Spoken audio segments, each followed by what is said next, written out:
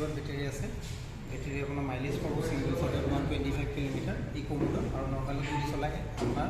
100 kilometre পাবো sport মোডত আপনার 90 kilometre পাবো ঠিক আছে ইয়াতে আৰু এটা ফিচাৰ্ছ আছে আপোনাৰ ৰিভাৰ্ছ ক্ৰুজ কণ্ট্ৰল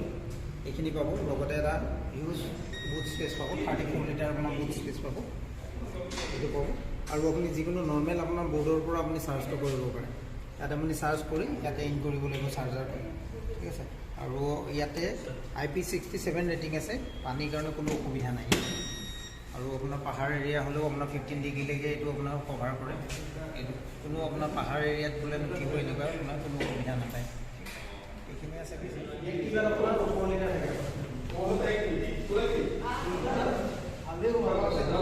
নহয় নহয় আজিকালি দুটা হিচাপ যায় এইটো কাৰণে জুপিটাৰ আছে নেকি জুপিটাৰখন আছে